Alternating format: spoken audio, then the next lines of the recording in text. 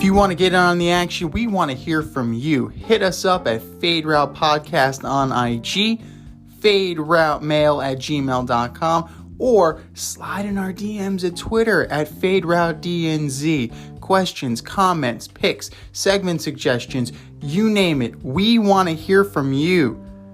Get at us, in crowd. Welcome to the Fade Route with D and Z. Here are your hosts, D and Z.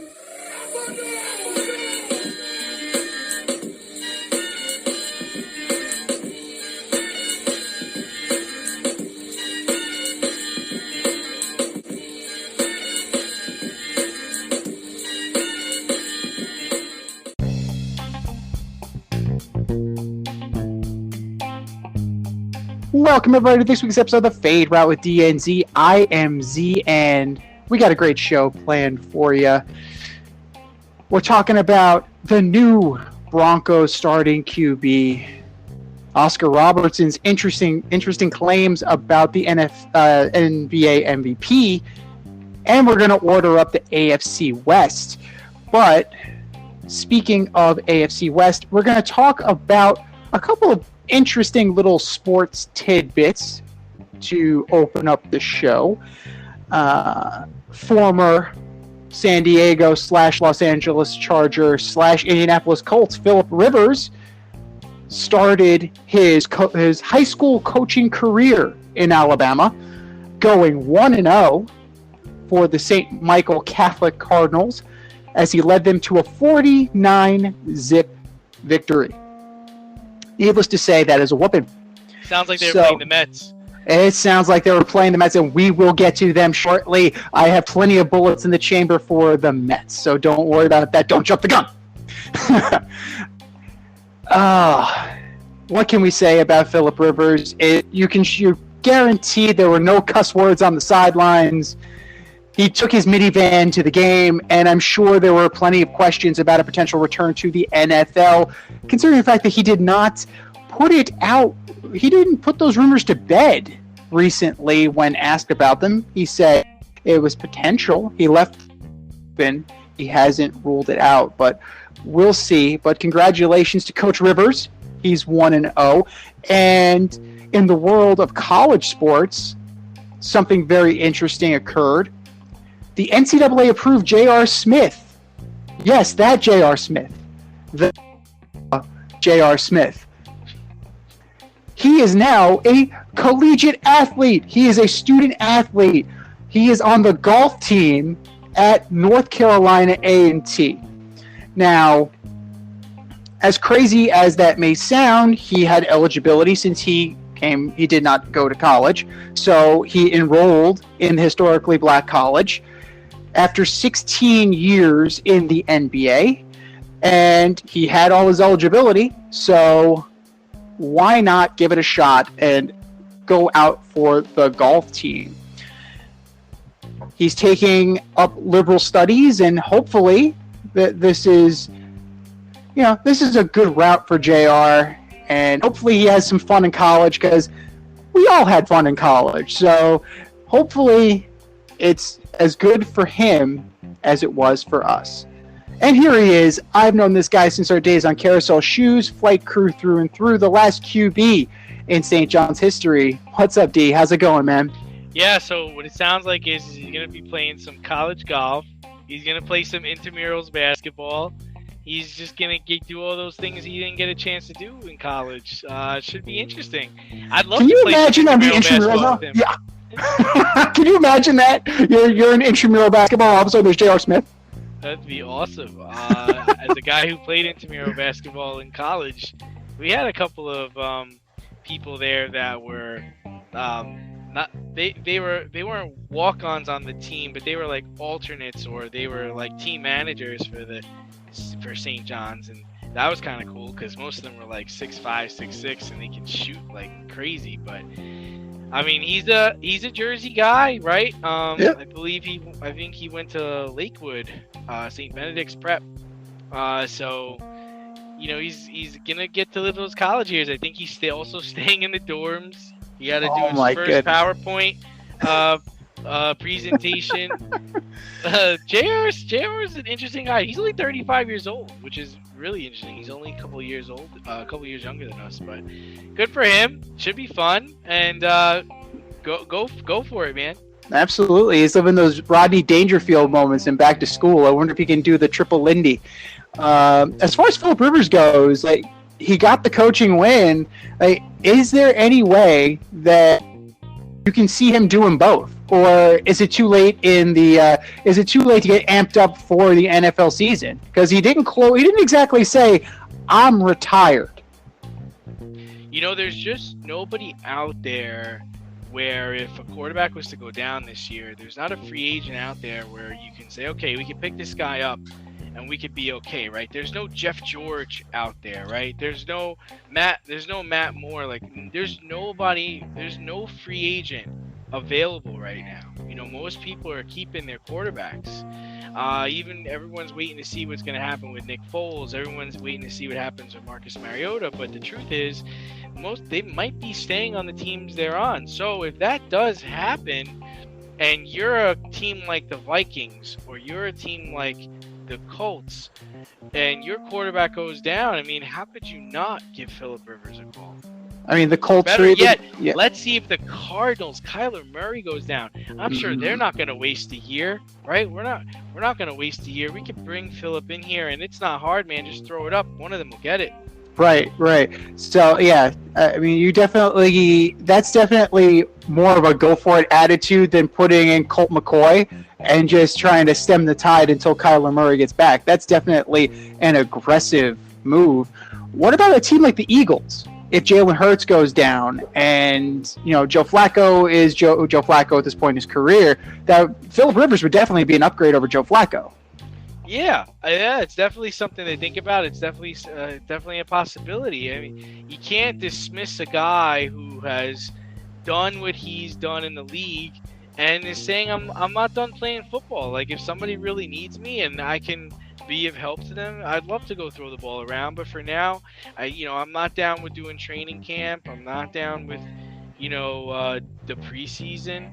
But if I can come out there and just throw, like, nobody's calling Jay Cutler, you know what I mean? No. Like, Phillip Rivers is a guy who he can throw it around. He did pretty well in Indianapolis, and if it wasn't for, a one missed throw in that Buffalo game, they might have made some noise in the playoffs.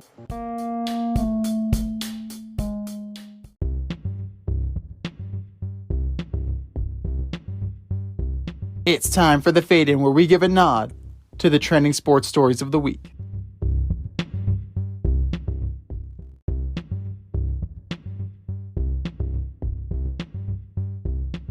No, absolutely, and it remains to be seen what the Colts will do without Phillip Rivers this year.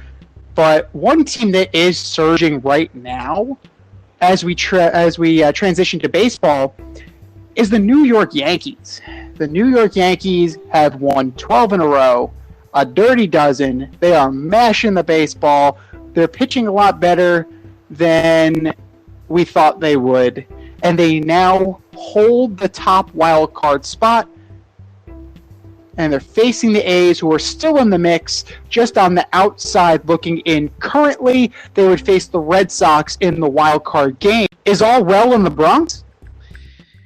I guess the answer to that is for now, right? I mean, if they were to fade, the thing, I was talking about this with a coworker today, and I was like, that's all great. 12 straight wins, that's fine, but we're in August. You got another month of the season to go. Are you going to really be able to carry this into the playoffs? And if so, do you really want to be the team that's got to play in that 3-game series? Like, let's say you do have to face a team like the Red Sox, who's got arrested Chris Sale right now, who just pitched an immaculate inning.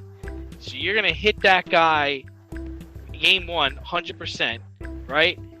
And you don't beat him, now you got to win 2 out of the next. You got to win 2 games in a row against the Red Sox, who for most of the season were playing really well. I think it's going to be tough. I think the best chance for them is to really try to catch the Rays. I know it's like almost an impossible feat, but I think the lead is cut down to 4 or 5 games now. But I don't know. You might be peaking too early, and we know that's not good in any line of business. That's for sure. That is for sure. You never want to peak too early. You never want to show up too late. You want to be right on time. And credit to the Yankees. They've definitely done what they need to do. Left-handed hitters in the lineup. Joey Gallo. He went and got Anthony Rizzo.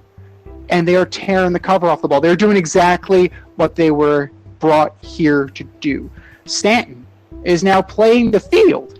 I think Boone and Cashman are listening to our program because we've mentioned this several times. Play him in the field. It's fine. Aaron Judge is your offensive leader, and he's playing like it. So is this sustainable? 12 wins in a row? Absolutely not. It's not sustainable. That's just not how baseball works. You're never as good as you are when you're raging hot, and you're never as bad as when you're the drizzling shits. You're always somewhere in between. And for the Yankees, they're definitely scratching, but it really is to the Rays because they're still not really close. They're only 4 games behind. 4 games is plenty. There's plenty of room right there. But in averages, in terms of league average offense, still not really that great as far as the Yankees go. And they're getting on base better. They're 6th in the league in on base percentage, which is good. 554 runs, 20th in the league. That's not great. It's just you get a lot of this is definitely some catch-up work that they needed to do, and I'm not sure how this rotation is going to play. Because yes, Heel is good. You have Jameson Taillon is pitching well. Garrett Cole is Garrett Cole. He's definitely figured out a way to pitch without the sticky stuff. So you have a few guys in this rotation. Clay Holmes coming over from the Pirates.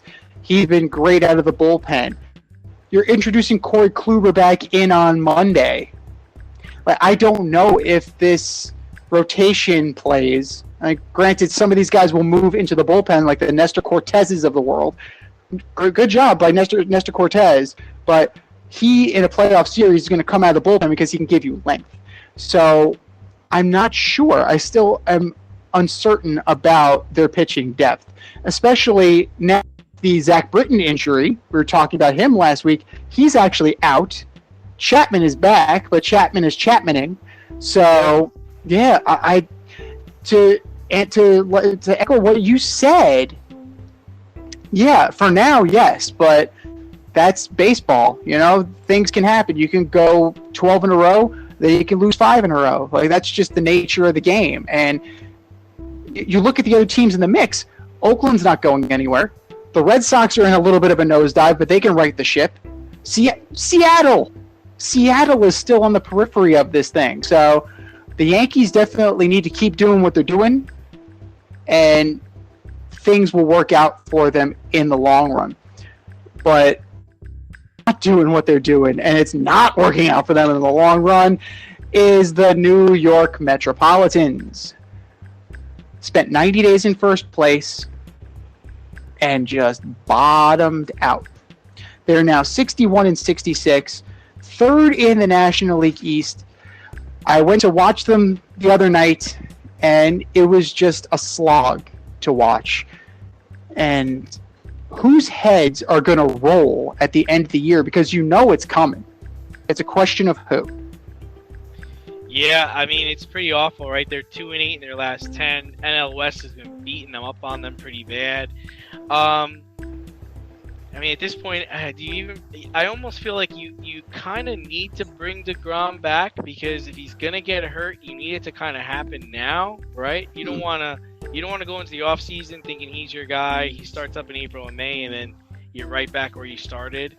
I think I think they need to look into moving him. Seems like, his arm's breaking down. He can't handle throwing as fast as he does all the time.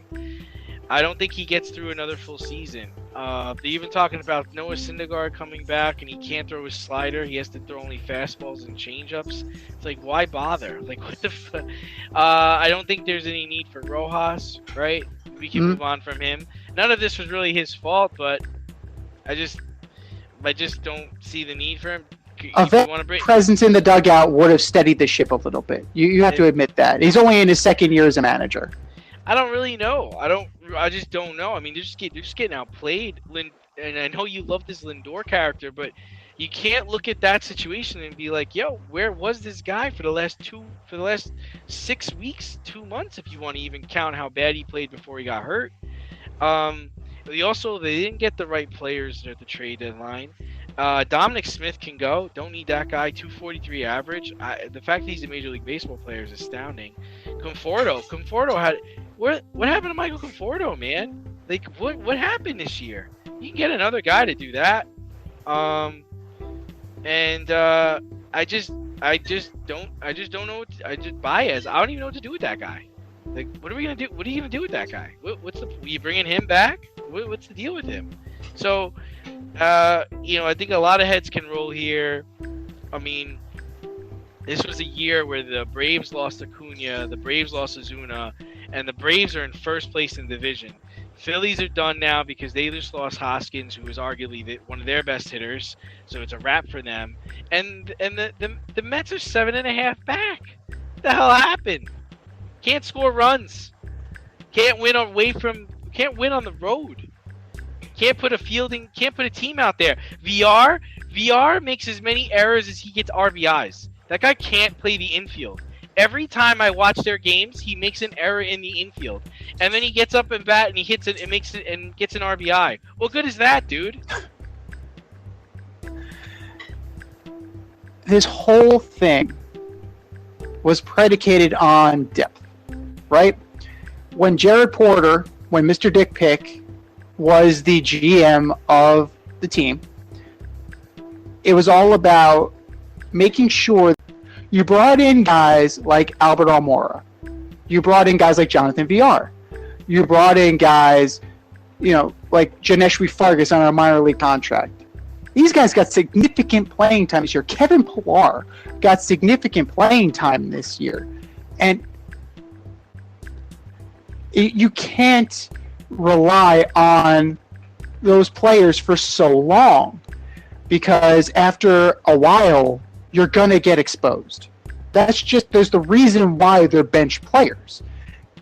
They're good in 2-week bursts. You can't be relying on guys like that for 3 months, 4 months, or 5 months. That's the Orioles. The Orioles aren't contenders. You can't have quadruple A / bench players in major primetime roles and expect to be successful. Yes, they pitch over their year, right? DeGrom was out of his mind. Stroman was pitching well. Taijuan Walker was pitching well. You were getting great performances out of Aaron Loup. Aaron Loup hadn't allowed a hit or run batted into a lefty all season until Wednesday night. So Aaron Loup is one of those guys. I can bring him back. That's good. 1-year deal. Prove it you can do it again. Jeurys Familia, he's had a great year coming out of the pen. He's slotted in a particular role. Seth Lugo hasn't been as good as he was. You just have these question marks. And DeGrom, I hear you. Like, is he breaking down? He never used to throw this hard, this consistently. So I'm wondering if there's something that he needs to dial back in order to preserve his arm for the long haul. And Noah Syndergaard, I think I've said it enough about Noah Syndergaard as what I think about him. But the real culprits start on the offensive side of the ball. Nimmo's having a good year. He gets on base. He's the kind of guy you can build around. Pete Alonso, he's the face of your franchise. offensive side of the ball. He's the guy you can build around. J.D. Davis, he's a platoon player. Dominic Smith, he's a platoon player. If you're telling me that's your platoon, like, that's fine. It's not great, but it's definitely it's a fine piece. It's not going to be the middle of your order. Lindor, he's here for 9 more years, so hopefully you chalk it up to his bad year. Baez can walk. He's a free agent. McNeil, I do not like how McNeil is approaching his at-bats anymore, so you hate to sell low on a guy like that, but if that's what it takes, that's what it takes. Maybe he ends up in a Colorado because he's still controllable. Maybe he ends up in Arizona, depending on what you get back for him. Who's to say? But he definitely can go. I never would have said that last year or even 2 years ago when his approach was different. Conforto, I think at this point in his career, Conforto just is who he is, man. And I have a bad feeling that he will accept that qualifying offer and he will be on this team next year. Right? I see that trend happening with a guy like him, a guy like Syndergaard, and a guy like you can see all of them just keep taking raises on 1-year contracts and just keep bloating and bloating and bloating their salaries. McCann was He got beat out for playing time by Tomas Nido, who's He's good defensively, not a great hitter. There are a lot of holes on this team, and the injuries exposed them all. But front office-wise, Zach Scott can stay, just from the simple fact that that's the guy I want running my front office because he's an honest assessment of what is going on. We're not where we want to be, but we put ourselves there. Thank you. Good. Now, what are you going to do about it? I say we give him a year and figure out what he actually is. Because a lot of these moves prior to the trade deadline, a lot of them were Jared Porter in the offseason. Okay, you have to think a lot of them were influenced by Sandy Alderson, who's another guy that can go. Sandy Alderson was brought in here to be the liaison between the Wilpons and Steve Cohen. That transition is over. Sandy does not need to be here anymore. And in the dugout, Luis Rojas, I'm not sold. It's just the situation under Beltran being a cheat, and then just kind of this is what we're gonna put in the dugout. This is how we're gonna fix it. The Astros got Dusty Baker, and the Mets get Luis Rojas. I don't know, but this year has gone into a tailspin, and I don't know if feasting on the Nationals and Marlins will do anything about it. And even so, I'm so sour on this season right now that even if they make the playoffs, I have no faith that they would have to go lights out the rest of the season for me to even have an inkling of hope that they would make a run. But that's me. And I know, you misconstrue this Lindor love for actually having some perspective about this. Yes, 1 year is bad. Hopefully next year is better. But I'm not going to light my hair on fire because I got the guy for 9 more years. I just can't do it. If it happens again next year, then it's something it's a discussion we need to have. But right now, I'm willing, maybe as I'm getting older, getting a little bit more mature, I'm just gonna give him an olive branch, But maybe kind. That's. I'm being too. I'm mellowing out, man. But the old me would have roasted him. He would have skewered him. But I'm willing to give him the benefit of the doubt, just for the simple fact that he understands it. He seems to get it. He's not performing. He didn't go out and challenge the fans or didn't challenge the media like Bobby Bonilla did. You can't have an acrimonious relationship with everybody. Right? Own it. Good. Own it. I appreciate that. And now next year, just do better, be better, and Javi Baez can just go fuck off right now. Right? He cannot run the bases. He can't hit. The guy can't hit. The Mets traded for the guy who struck out the most times in the National League. Where does that make sense? It doesn't. You know what does make sense? That Shohei Ohtani is going to win the AL MVP. I think we're in agreement on that one. Yeah, and you can't take it away from him now. He's got a sub-4 ERA. He's leading the league in home runs. It's over for Vlad Jr. There's no he's down and he ain't getting back up. Yeah. But now, since we don't have to worry about that race, we can turn our attention to the National League MVP race. And is Fernando Tatis Jr. a lock for the NL MVP, or do you have a couple dark horse candidates? I mean, he really shouldn't be, right? I mean, I like Trey Turner. He's got a chance to become part of the 30-30 club. He's top 10 in offensive and defensive WAR. He's an incredible baseball player. The fact that he got traded to the Dodgers is I still can't believe that actually happened. How about Matt Muncy, the former A? He's having a monster season, playing first and second base for the Dodgers. Batting 400 with runners in scoring position in a year where Bellinger has been completely absent. They're batting Bellinger like 6th and 8th right now. Do you want to tell the fans about the trade you were offered for Cody Bellinger in fantasy?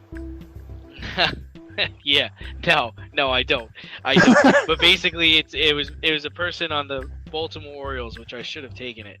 I mean, he's an excellent fielder this year, and honestly, I really think the Dodgers would be lost without Matt Muncy, former Oakland A, by the way, who just couldn't get it together in Oakland. My third candidate would be Freddie Freeman. With Azuna and Acuna out, Freddie is third in Major League Baseball with 204 total bases. He's got 477 plate appearances, which leads the league. Especially if the Braves hold on to win the division and make the playoffs, even get a divisional win, he is definitely a worthy consideration for the MVP. And one dark horse I have for you, and I only say this because this man is on my fantasy team, is Chris Taylor from the Dodgers. He plays every position, and he's played in almost every game. And he's been a monster on my. I would not be in third place without Chris Taylor. He scores runs, he hits the baseball, he gets put outs, he plays second base, center field, right field. He can play anywhere on the diamond. True baseball player. So those are the people I think could deserve consideration over Mr. Tatis. Well, we have a kind of overlapping candidates. Max Muncy for sure. 388 on base percentage, 929 OPS. You're looking at 28 homers, a 5.4 WAR if you're into WAR. This is going to sound crazy considering the fact that they're just in the middle of the pack right now, but Bryce Harper, his numbers are good. You definitely get some votes. I'm not going to say he's from Fernando Tatis Jr., but it wouldn't surprise me if Mr. Harper got a few votes. Absolutely. But he's the argument. But he's the argument you make, like if the Phillies surge and they make the playoffs, right? Agreed. He's the reason. He's like a Freddie Freeman deal. Like if they're able to overcome the loss of Hoskins, and they're able to come from third place, it's only going to be because of Bryce Harper. Right. He's the Freddie Freeman argument. I can get down with that. Oh, for sure. And his numbers don't support it, but to my definition of most valuable player is that if I take you off this team, what are you? And that's Buster Posey. We saw it. 314 batting average, 925 OPS, only 15 home runs. Yeah, not stellar, but 2.7 WAR, and the Giants are the best team in baseball. So is another one of those guys that he definitely is going to be in the conversation. He may even take a couple of first place votes away, but he's definitely got to be in the mix. He may not get that many votes in order to, get into the top ones.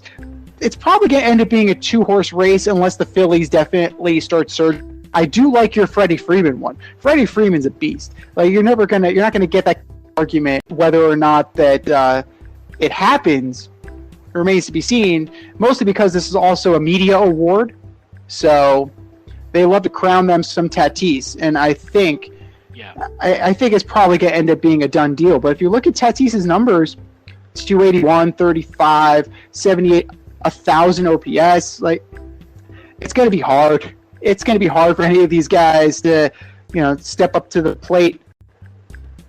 Teddy Bridgewater is taking on a new role as the starter for the Denver Broncos, beating out Drew Lock in training camp.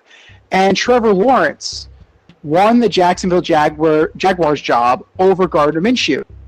So, are we going to see any more surprise starters after the final weekend of preseason, or is it just going to be status quo?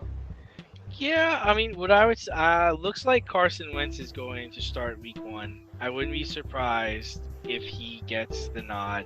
We originally thought he wouldn't be back until October, but it looks like he's made a speedy recovery. I don't think Barkley's ready. I don't think Saquon Barkley's ready. They're holding him out of the game this weekend. They're also not really giving him full reps in practice. He might be a week or two away from actually claiming the role there, so I would assume that Devontae Booker gets the start there. A non-starting position that I think will be lost this year will be Latavius Murray. I think he's going to lose his backup role to the rookie Jones. And then obviously I think Sony Michel will get the job over Darrell Henderson, even if Darrell Henderson is healthy. The Rams just don't even have any more draft picks, right? I mean, they just traded more draft picks to the Patriots. Patriots like, oh, you guys still got some draft picks? We'll take those. Thank you. Thank you very much. It's like, I'll take those off your hands. You're not going to use them anyway. You're not going to need them. 6 rounds? I mean, yes, whatever you got. Just give us everything. Just bury your franchise for the next 15 years. Oh, my God. Oh, my God. But you know what? They're going to keep getting the players that they want to get, and we'll touch on that later. But, I mean, if you're willing to take a 2046 second-round pick, like, you're going to get it. But, exactly. Snead. Oh, man. This is make or break for McVay and Snead for sure. But kudos to Teddy Bridgewater, man. Like, we both like him. We both root for him. Like, I know, like, I like Drew Lock. You like Drew Lock more than I do. But we both, I think we both enjoy us some Teddy Bridgewater. So, credit to him. Yeah, I think, I mean, I was really reading a lot of articles about the Drew Lock situation because, like I said, I'm a big fan of his. I really like him, and I really thought he was having a really awesome, preseason. He was really being efficient, but, there's a couple of things out there that just kind of put him in the category of he's not really a killer, He's like, oh, I threw an interception. Oh, shucks, kind of. Not like the Eli Manning, oh, shucks kind of way. It's like, oh, I threw an interception. It's not like, I'll get it back. Like, he doesn't have that fire. He's got more like that Jay Cutler attitude where it's just like, I'm super talented and it's not a big deal. I'll make up for it. And from what I understand, that's what kind of buried him in Denver. 59% career completion percentage. That's awful. Fucking awful. And Teddy Bridgewater is like top. I think he had the best completion percentage last year when Drew was out. So, he was in Carolina. When he was in Carolina, he had like the best completion percentage. And we do root for Teddy, but I'm really curious to see how this plays out, right? Because you had the Jets who had Teddy Bridgewater, sent him to Carolina. He starts last year for Carolina, almost makes the playoffs with them. Yeah. Then he gets traded to Denver, where he takes Drew Lock's job. So this is a guy that's now started in the Vikings, the Jets, the Saints, and now Denver. So, I mean, everybody clearly likes something about this guy, and they have a good defense there. So you would assume that they're gonna do well, and we'll talk about that later in our pick segment, but in our order up segment. But man, feel bad for Drew Lock. I don't know where he goes from there. We saw our guy Josh Rosen get a job, right? Yeah, that's true. Josh Rosen is back in the league, but as always, it's not for long with Josh Rosen. He's just a practice squad guy, man, at this point in his career. But that's a hell of a high draft pick to be a practice squad guy. But as far as surprises, you already hit on one of mine. You said Saquon Barkley is not going to be out. Devontae Booker. He's going to be the guy. Whether or not he's going to be any good, it remains to be seen. There's no Gallman this year. He's gone. So without Barkley, what is this offense going to be from the rushing attack? Because unless they are, designing bootlegs for Daniel Jones, they need to do something to kind of free this up. And I don't know. Booker's going to get his shot. He definitely is going to get his shot, and hopefully he's successful. But that doesn't, it doesn't bode well for Mr. Barkley. Speaking of one Barkley to another, and this one's not due to performance. It's more to timing than anything else. I don't know if the Tennessee Titans will have Ryan Tannehill for week 1. So due to testing positive for COVID and the re-entry protocols that he needs to, go through in order to be clear. So it's either Matt Barkley or Logan Woodside. And I'd have to say that I would go with Matt Barkley if I was Matt Vrabel, if given the choice between the two, just for the simple fact that, Matt Barkley, is he great? No. Is he a professional, competent quarterback? Yes. And you don't need to be more than a professional, competent quarterback to turn around and hand the ball off to Derrick Henry for a week. As far as surprises, I don't know if it's a surprise, but I can definitely see Taylor Heineke starting week 1 for the Washington football team. He earned it after last year's playoff performance, but that's one I definitely wouldn't be surprised about. And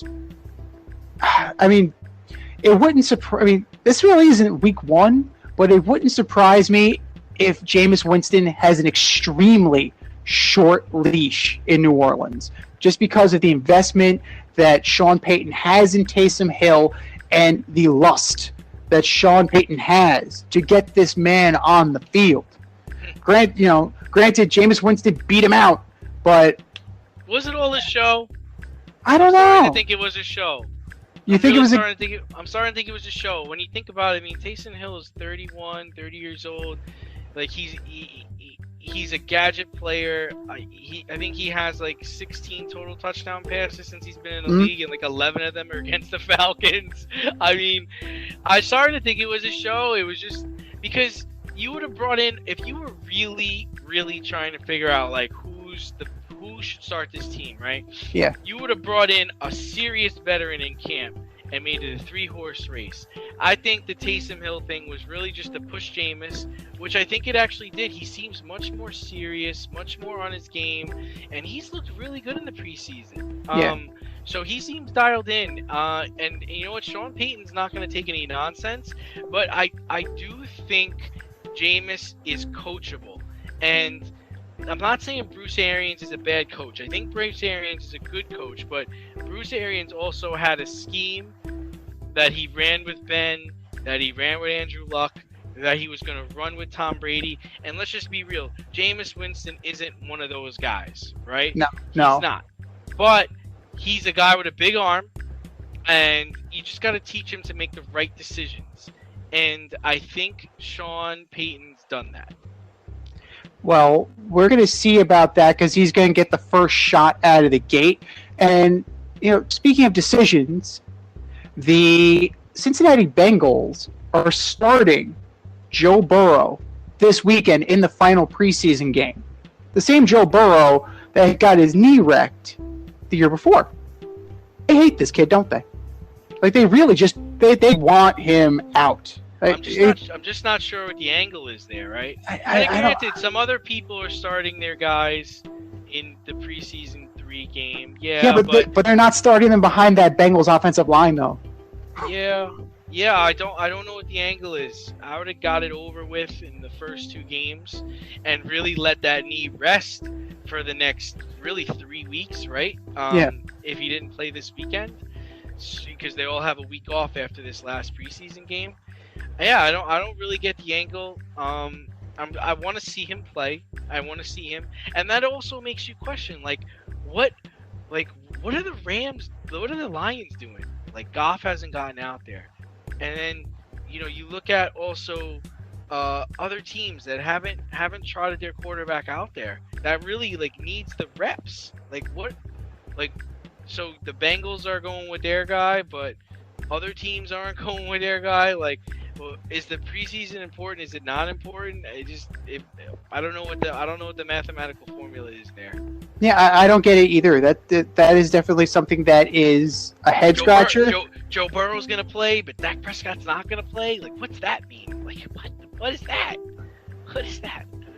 I mean, it's definitely a pecking order. There's definitely a pecking order in the NFL, and the alleged superstars will not play, and the kids who are on prove-it deals are definitely going to have to prove it. The problem is that if Joe Burrow does not make it out of this game, you're looking at Brandon Allen and Kyle Shermer.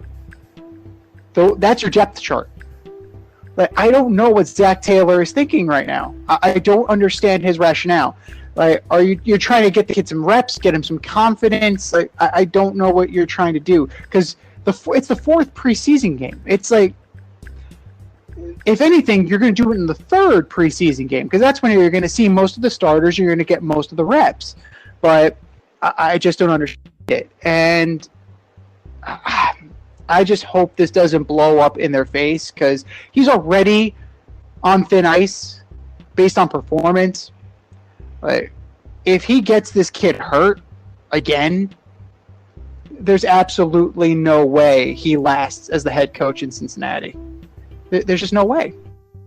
They might have to go make a trade for somebody, just like the Los Angeles Rams made the trade with the New England Patriots for Sony Michel. So a 5th-round pick and a 6th-round pick nets Sony Michel from the New England Patriots. Is this the final piece of the puzzle? Can we just punch the ticket to the Super Bowl for the Rams? Well, I mean, the issue with them is they still lack depth, right? And they also lack draft picks now, even more. Last I checked, football was a contact sport. People are going to get hurt. They're in a tough division. I think they're going to find a way to eke it out. I was surprised they traded more draft picks to get Michelle. They really don't have any future plans beyond this year, it seems. It's championship or bust. And Sony Michel gashed them in the Super Bowl, right? He had around 90 yards and a touchdown. I think he scored the only touchdown in that Super Bowl when the Rams played the Patriots. And listen, for a guy, I think they drafted him in the 2nd or 3rd round. And besides last year, he produced for them. I mean, you're talking about over 900 yards and between 6 and 7 touchdowns each season in between 13 and 16 games. So they're getting a decent back, certainly better than Darrell Henderson. And everybody thought Darrell Henderson was going to be the next big thing, but this new injury, I think he hurt his thumb or his hand. I think he's going to have to miss a couple of weeks. I don't know if this was the final piece. I still think they lack depth, but those should be able to win the division. I mean, they definitely play in a tough division, so it's one of those that's, it's going to be a division to watch all season long. And as far as offensive statistics go, they were kind of middle of the pack last year with Jared Goff, so you kind of figure that that's going to be a nice little boost. And that was with a healthy Cam Akers. Now, without Cam Akers, and you bring in Sony Michel, I don't know if that moves the needle as much, but you definitely shored up that room, because if anything happened to Henderson, you're looking at Jones and Funk, guys that have never taken a snap in the NFL in the regular season. But they didn't pick up your guy Todd Gurley like you thought they might, and they didn't give Frank Gore a call either. No, they didn't, and they might regret both of those. So we'll definitely. I mean, the season is just about to get started. Todd Gurley would have been free. free, you would have kept all your draft picks. Yes, it's true. What was, I didn't think they would pick him up anyway. I said that from the beginning, but if you couldn't get the Patriots to take one of your guys, that's true. Think about doing that. I don't know, but to your point, like all Todd Gurley, all it was a phone call. All you had to do is Le'Veon Bell. You're telling me you didn't want to pick up Le'Veon Bell? You'd rather get Sony Michel, which cost you draft picks. Le'Veon Bell may have cost you $2 or $3 million. Like, he couldn't cost much more than that. Dude's looking for a job. Exactly. So pick up both of them. Get Gurley and Le'Veon Bell, and let's go. If this is really win now, that's what you would do. That's definitely, You got two guys that have been to Super Bowls. I know Le'Veon Bell didn't play, but he was on a team that got there. Like, he knows what it takes to get there. Right. Yes, he's a clown, but he's still talented. And in your system, you're supposed to be throwing the damn ball anyway. Those are two guys that could catch the ball out of the backfield and go. I don't know how much Sony Michel really catches the ball out of the backfield. He's more of a running back. Like he was more complimentary to James White. I don't think he's complimentary to Henderson at all. So I don't know if this is the fit. If he's going to be the every down back, then it plays a little bit more. But if he's just going to be like the handcuff to Henderson, I don't see how this is going to work. But you're telling me Les Snead is either a genius or just a moron. The cupboard is bare, man. The cupboard is bare. So in the short term, if he wins a Super Bowl, like he's definitely going to be lauded for it. But 10, not even 10 years, 5 years from now, who's to say that it was worth it? Because when you have no draft capital, you got nothing in the NFL. Adrian Peterson still out there too? Yes, Adrian Peterson. Dude, go get Shady McCoy. He's played in back-to-back Super Bowls. Well, played, air quotes. He played in back-to-back Super Bowls. Shady McCoy is another one. Yeah, you're 100% right. Another dude. Like, you're telling me you didn't want to go get... You'd rather trade your draft picks for Sony Michel, who only played in 9 games last year and was hurt? Yeah. If anything, they probably would have, I would have tried to pry away James White, but I knew that wasn't going to happen.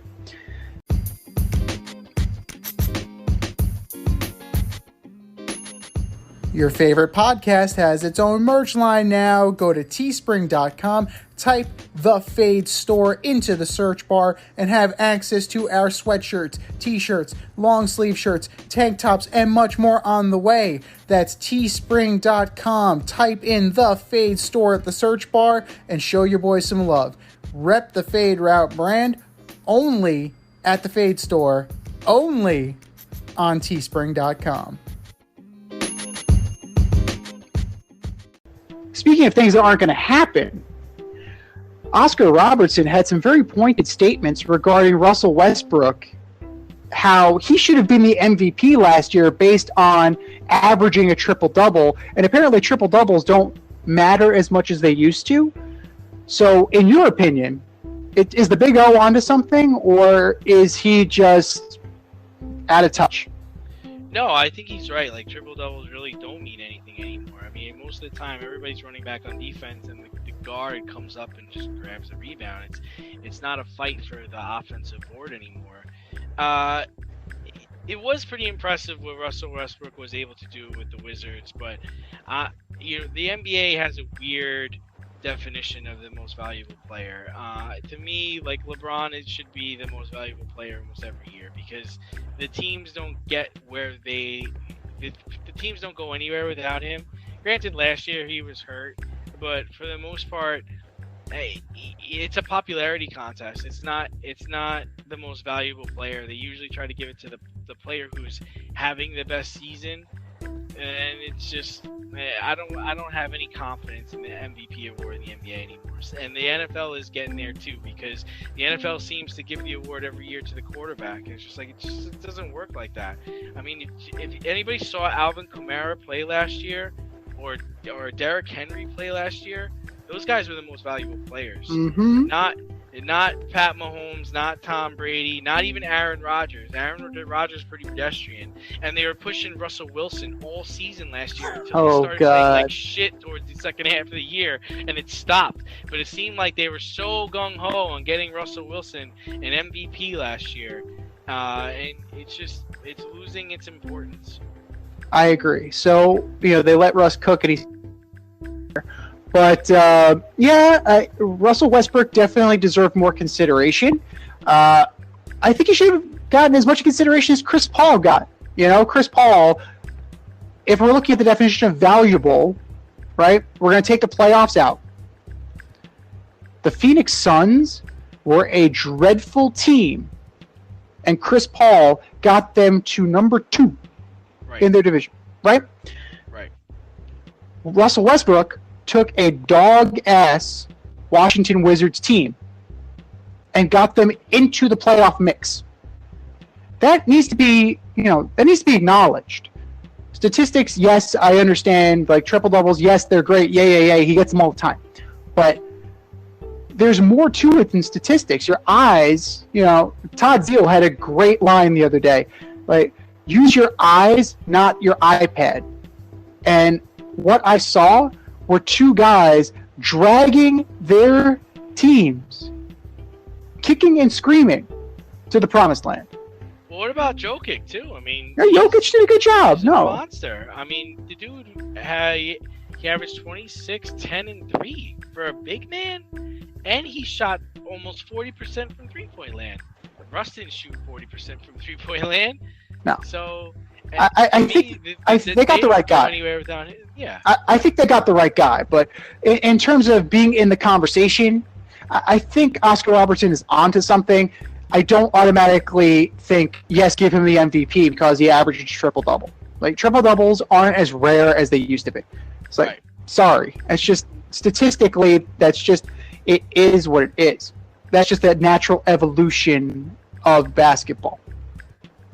And speaking of a natural evolution, we have the supposed counterpunch to the SEC bringing in Oklahoma and Texas as the proposed Big Ten, Pac-12, ACC alliance. In your opinion, does this level the playing field, or will it, considering the fact that the Pac-12 is still denying that they want to expand? Yeah, I think it will. But like we talked about last time, I really want to see where Notre Dame goes, right? That's a big deal. And also, we want to see where BYU goes. Because now there's talk that BYU is trying to look for a place to go. And that could be huge.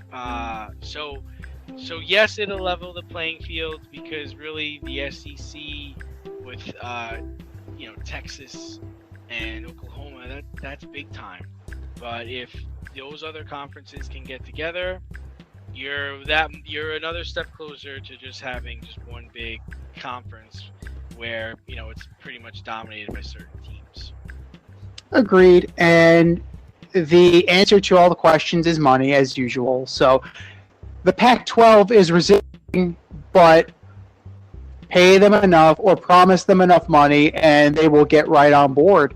Other teams that I want to look at Boise State too. Like, Boise State is a perennial contender. I want to see where they go, because are they going to stay in the Mountain West? Are they going to join this new mega conference and possibly get out? BYU, had a great run.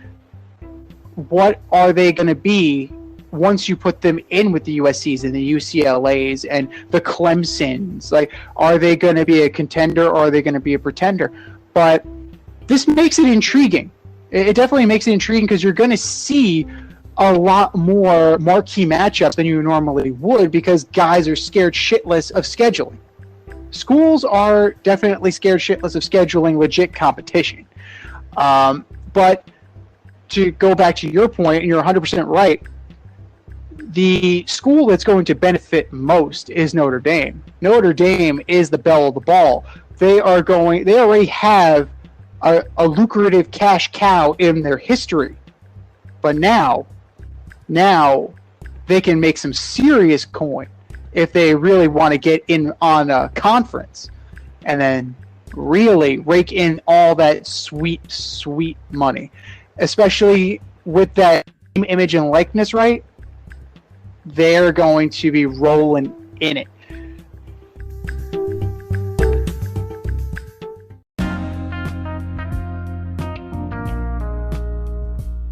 It's the In Route, where friends of the show get a special segment with us. Want to get in on the action? Want to be part of the in crowd? Hit us up, faderoutemail@gmail.com, or slide in our DMs at Fade Route Podcast on IG.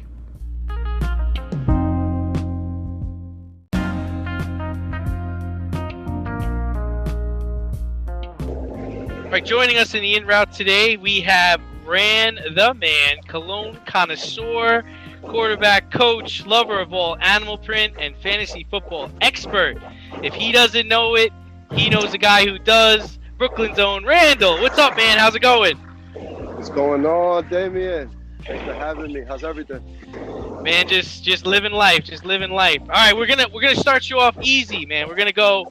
Patriots traded away Sony Michel. Trevor Lawrence was named a starter. Teddy Bridgewater was named a starter. Should fantasy owners pay attention to any of these moves? Honestly, I think it's a long season, and this season's going to be longer than others. The 17 gamer. So, and every year you got a rookie quarterback, fantasy-wise, that does things. Whether it's on the ground, whether it's with the arm. So I think Trevor Lawrence is definitely one you look at. You got to keep at least keep a lookout for him. Okay. I definitely would. But as far as the Sony Michel trade, I mean, even before the Cam Akers trade, I think they were running back by committee with Henderson there. And so, I mean, Sony Michel, sure. I mean, if you're really desperate for a running back flex that weekend, yeah, I would look at it. But I wouldn't expect nothing more from Sony Michel, more than like maybe 600, 800 yards on a year. That's probably a great year. Yeah, it's solid. Sounds fair. Sounds fair. Okay. Yeah, and they got Stafford. Not to get trouble. They got Stafford now, so they're definitely trying to finally open up. McVay finally has a quarterback that could understand what he's trying to do.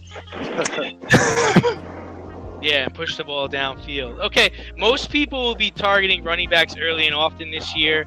If you find yourself unable to pick up some of the top backs, who should a person target in the late first round and late third round? Well, it kind of got me with that late first round because, especially in PPR leagues, you really want a guy. You really may want to. This is my personal strategy. I'm giving you a little sauce here. I would always get a receiver, even a third-string receiver. But running backs, hey, don't sleep on Leonard Fournette. Let's remind everybody that Ran is the biggest Bucs fan that we know. So, of course, he's going to come in with some Tampa Bay. He's going to drop in with the Tampa Bay stuff. I mean, I'm just saying he's had a year with the GOAT, and I'm sure that they're going to try to take Tom Brady's foot off the gas, at least for the beginning of the year. And Fournette's proven that he's still got some juice in the tank from when he was in his LSU days. I think Fournette, if you could get him in the late first, I mean, late first is too early for him, but if you get him in the third round, that could be a steal. I could easily see him being the lead back, him and Ronald Jones. Ronald Jones more the catcher. But Fournette, man, I mean, I sound crazy, I know. Oh, and who's the running back with Melvin Gordon? D's favorite running back. Solid. What about a guy? What about a guy like Kelsey? You see him falling out of the first round. You see him. What do you see him getting drafted? Kelsey, no, I think that's I mean, that depends on what your receivers are looking like, but I think that's a late first rounder easily, because he pulls in receiver numbers. That's easy. So if he goes past the first, you better snatch that up. What about a guy like James Robinson now that Etienne's out? Where does his value increase because of that, or is his draft stock going to kind of be in the same kind of spot?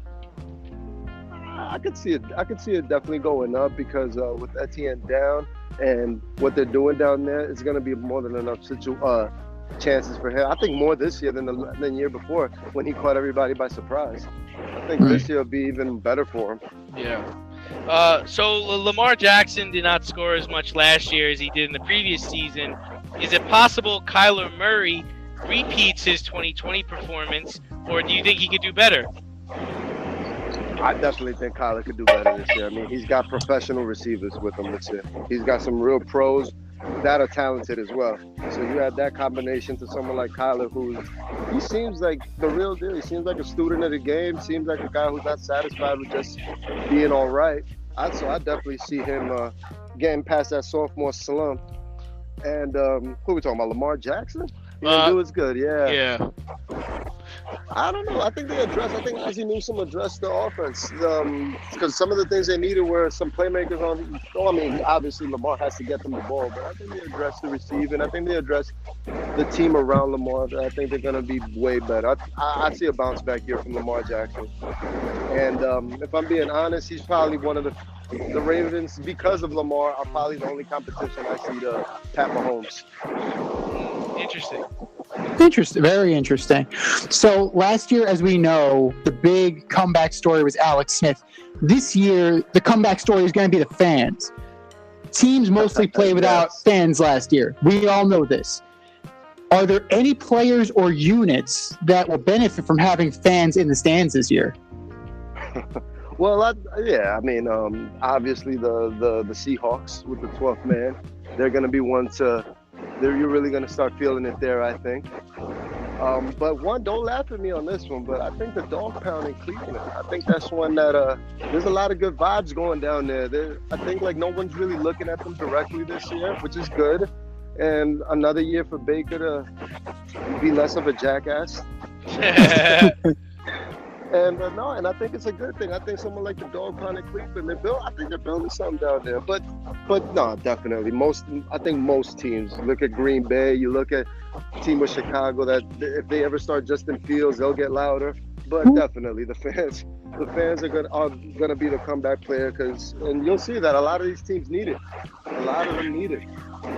There are way too many tables right now in Home Depot in Buffalo. That's all I gotta say. That's all I'm saying. You will with that statement.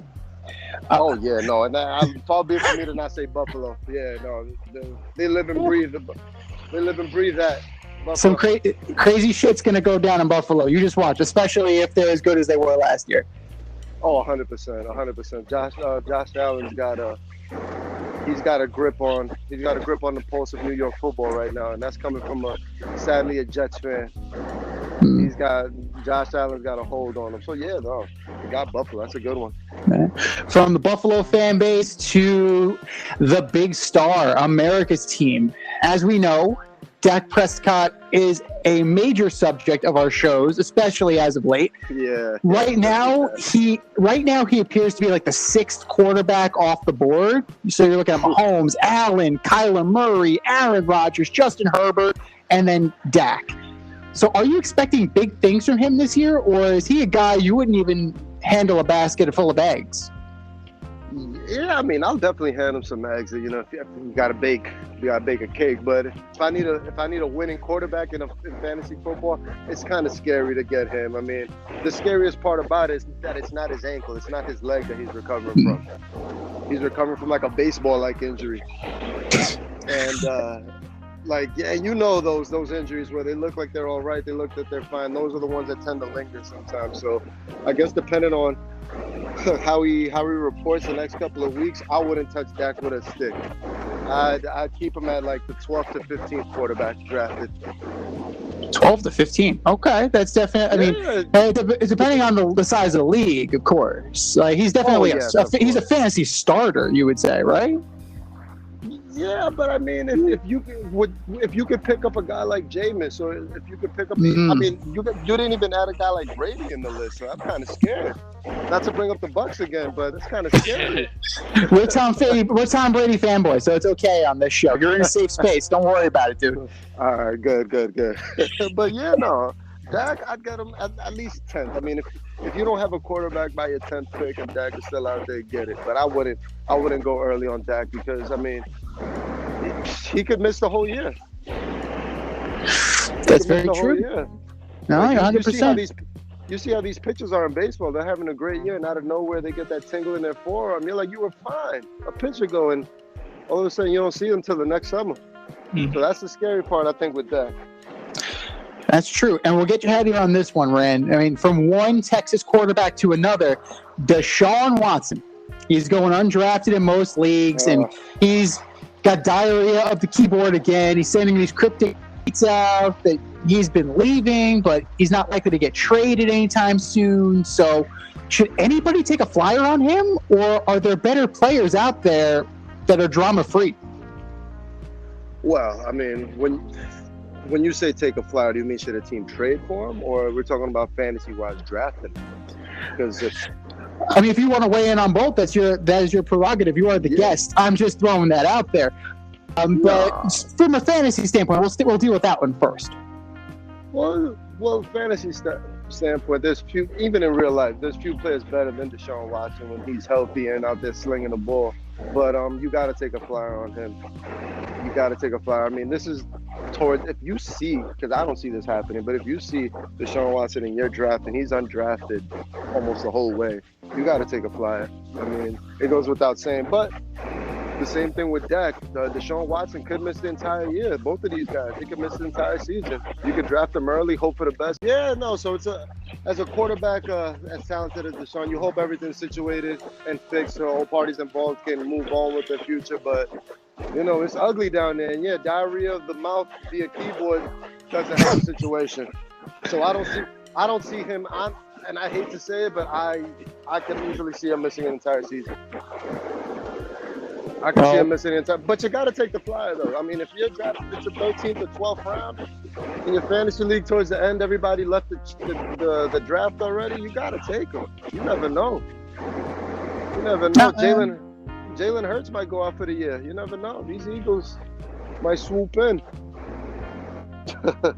That's true. You never know. But one thing we do know for sure is that we love having you on as part of the in crowd. Randolph from Brooklyn, Rand the man, the Cologne connoisseur, football coach, and just all around good guy. Thanks for joining us, man. And if you want to be part of the in crowd, hit us up, faderoutemail@gmail.com. Slide in those DMs at Fade Route Podcast on IG or Fade Route DNZ on Twitter. And who knows, you may be the next member of the in crowd.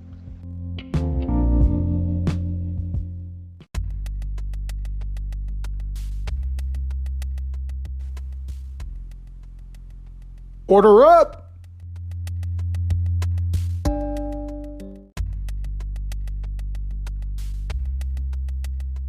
All right, boys and girls, the Order Up train continues. Order up, order up. This week, we are ordering up the AFC West from 4 to 1. Who you got, D? This was harder than I thought it was going to be. And I felt kind of bad when I was done, but I really did. Because, I'll tell you why. Because at number 4, I have the Raiders. I just don't think they got better defensively. They picked up Kenyon Drake to help out Jacobs offensively. They tried to get Khalil Mack back and failed. I heard about that. Carr is an average. That whole conversation must have been hilarious. Wait, who do you want? Khalil Mack, is he available? Who is this? Carr's an average quarterback. Ruggs really shit the bed last year. He's not as good as they thought he was. And I just think it's going to be a lost season. So I'm sad to say that I think the Raiders are kind of coming fourth. And in third place, I feel terrible about this too because I really like the quarterback. I think it's the Chargers. I mean, I think Herbert's going to have a sophomore slump. No Pep Hamilton this year, which is a big deal. Pep Hamilton is one of the best offensive quarterback coaches in the league. Okay? I don't believe in Austin Eckler being a number 1. Keenan Allen is good, but he's also good for an injury here and there. They lost Melvin Ingram, their middle linebacker on defense. He went to go play for Pittsburgh. I just don't think they took a step in the right direction this year. Terrible to say it. And number 2, I'm going to go with Denver. Even though it's not Drew Lock, Teddy Bridgewater, he can play. Teddy can ball. He ain't going to throw interceptions. He's not going to put the ball on the ground. I like their defense. Bridgewater's efficient. They got Javonte Williams to back up Melvin Gordon. That's going to be a nice 1-2 punch. They got a nice stable of wide receivers. they're gonna be there when the dust settles. And number one, in all your hearts, the Kansas City Chiefs. They're playing the Vikings right now, and just nobody can keep up with Tyreek Hill. And when they do keep up with Tyreek Hill, Travis Kelce's underneath. And it's just it's inevitable. It's inevitable. Still the kings of the castle. They scored too many points to be out of any game. I can't see anyone knocking them off as division champs. What say you? It's very difficult to disagree with that order that you just put out there. You made very logical and impassioned arguments, and we only have a couple differences. So, but there are differences, not like not like the AFC North. Oh my goodness, we have the Raiders in last. Yes, I like Derek Carr more than you do. I think he's better than you let on. He's average. Yeah, he's an average quarterback. He was the best man at your wedding, wasn't he? He was. I wanted David because he was the backup on the first Giants Super Bowl, but he was double, so I had to settle for Derek. But that's okay. His wife said the same thing. Oh, poor Derek. Just get a better haircut, dude. That's all you got to say. Josh Jacobs is legit. Kenyon Drake, I wonder why the Cardinals let him walk, because they got James Conner to fill that shoe. I just don't know about that. Something is a little off about that. It's an awkward shoe. It is an awkward shoe. And Renfro, Ruggs, Willie Snead is on this team. Zay Jones is on this team. They have some wide receiver depth. Waller's a decent tight end. He's gonna have to go to the next level for sure to be that Kelsey-ish tight end. That defense is just terrible. Even with Yannick Ngakoue and Jonathan Hankins, it's just not that great. Jonathan Abraham's decent, and a whole lot of Met in the middle. Cleveland Ferrell, the number 4 overall pick, he's not going to be used as a second stringer in order to be a change of pace guy and to give the starters a blow. Way to draft. Good job, Mayock. Good job, Chucky. The number 4 overall draft pick ended up being a reserve. That's Robert Gallery bad. That's just Robert Gallery bad. I don't know about the Broncos. I'm just gonna it's not there yet. I gotta see more of Teddy Bridgewater. Teddy Bridgewater also has a little bit of an injury history, so we may be seeing Drew Lock. So if we see Drew Lock, how is it going to play out? Because like you said, they have Gordon, they have Royce Freeman, they have Sutton, Judy, Hamler, Patrick. You have Fant. You have players. They drafted Surtain to shore up the secondary. That defense plays. Is it going to be good? Chubb, is it going to be good enough? Is that defense going to be good enough when the offense falters? And I don't know. I think they're going to be. I think they're going to be in a little bit of trouble. They may be slightly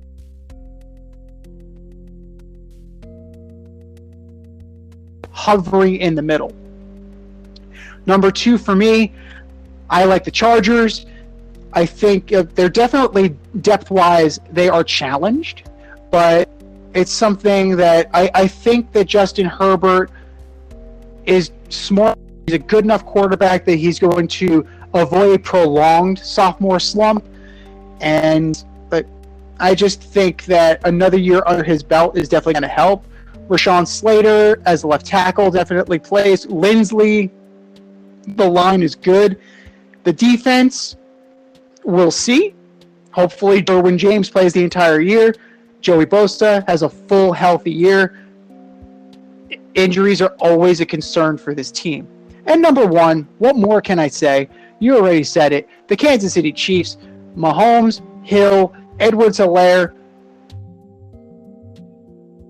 I think that's the only nitpick I can have is that, okay, if by the grace of God you shut down Hill and you shut down,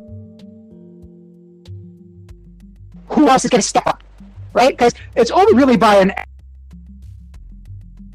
down both of these guys at a given time. Usually it's one or the other. If you somehow could do both, they need more guys. But that's our 4-1. What's your 4-1? Hit us up, faderoutemail@gmail.com, Fade Route Podcast on IG, and Fade Route DNZ on Twitter. Get at us and let us know your list.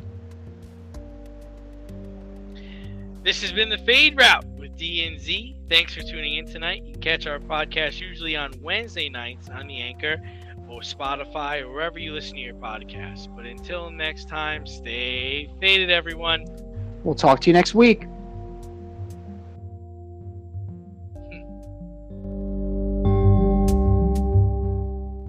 Thanks for listening to this episode of our podcast. If you like what you heard and want to hear more, be sure to like and subscribe on your favorite podcast platform. Rate us 5 stars, leave us a review, turn on subscription notifications, and tell your friends. Spread the word, spread it wide.